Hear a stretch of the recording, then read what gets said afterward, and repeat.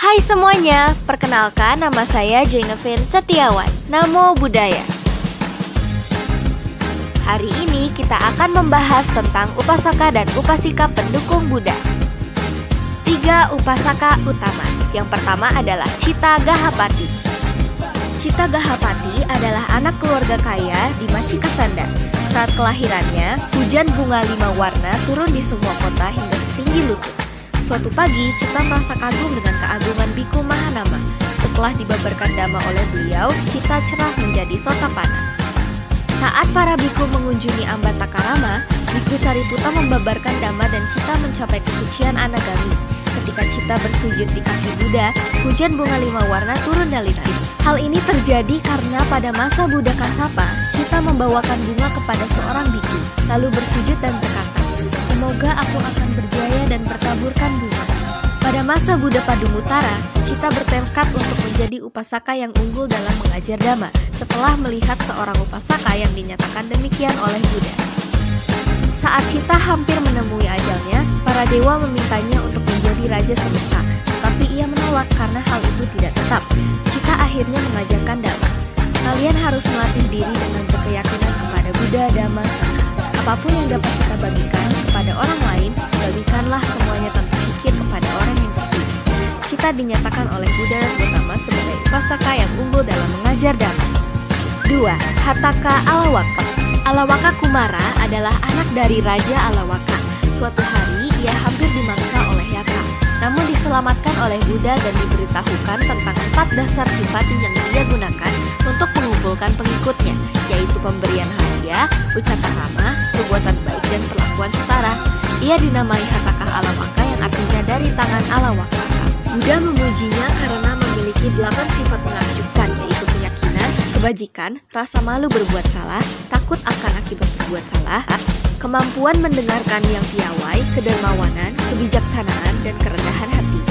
Setelah ia meninggal, ia terlahir kembali di alam Awiya, dan ia mengaku kepada Buddha bahwa ia menyesal karena semasa hidupnya ia kurang mengunjungi Buddha, belajar dhamma, dan melayani sangha.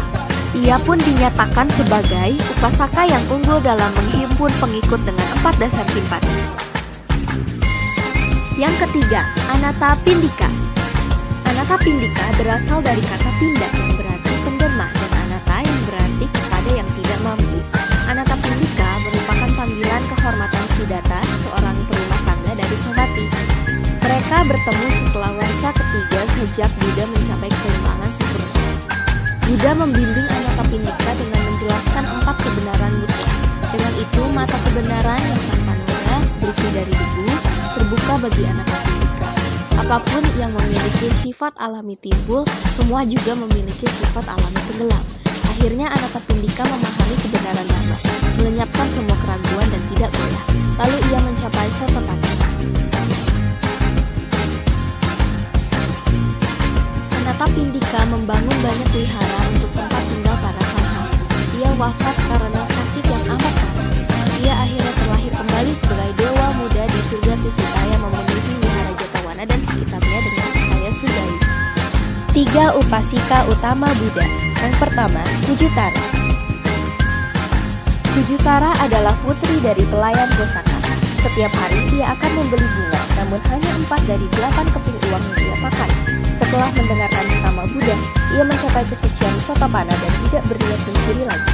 Kujutara memiliki ingatan yang luar biasa, sehingga ia mampu mengulang kembali sabda Buddha. Lampaunya, Kujutara adalah Raja Varanasi. Ia kemudian mengolok-olok seorang paceka Buddha yang bungkuk. Pada kehidupan lampau lainnya, ia menawarkan 8 gelangnya untuk menjadi alat mangkok para paceka Buddha, yang membuatnya terberkahi kebijaksanaan dan mampu belajar dengan cepat. Karena memburu-buru seorang araha dengan kurang hormat, ia berkali-kali terlahir sebagai pelayan. Ia bertekad untuk menjadi upasika yang unggul dalam keluasan pengetahuan pada masa Buddha Padumuttara. Pada masa Buddha Gautama, ia diberikan gelar upasika yang unggul dalam keluasan pengetahuan. 112 sabda Buddha yang didengar Kujutara disebut di dalam kitab Tikipitaka, yang selalu dimulai dengan kalimat inilah yang dikatakan oleh Bhagawan. Kedua, Uttara Nandamata. Uttara Nandamata dan keluarganya adalah siswa Buddha yang sering berdharma.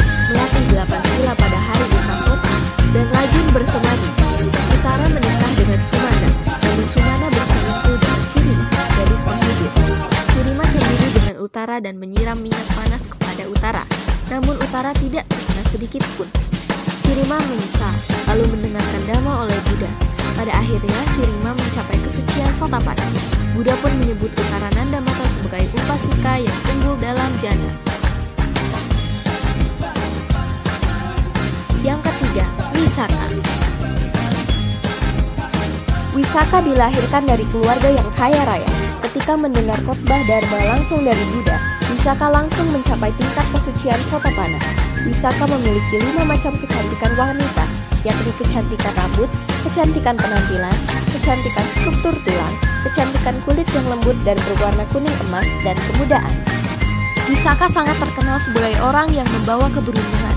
Dengan sikapnya yang luhur, Wisaka mendapat tempat yang luhur dan sangat dihormati. Wisaka mendapat gelar pemimpin dari para Daika. Daika adalah wanita sebagai penyokong Buddha. Wisaka memiliki peran penting di dalam berbagai kegiatan Buddha dan para pengikutnya. 8 anugerah untuk Wisaka. Jubah kepada para biku yang selesai melaksanakan puasa, makanan kepada biku yang datang ke Sawati, makanan kepada para biku yang pergi dari Sawati, makanan kepada biku yang sakit, makanan kepada mereka yang menjaga biku yang sakit, obat kepada biku yang sakit, beras untuk keperluan mendadak, pakaian mandi kepada para biku. Sekian yang saya bisa sampaikan. Terima kasih dan semoga bermanfaat. Namo Buddhaya.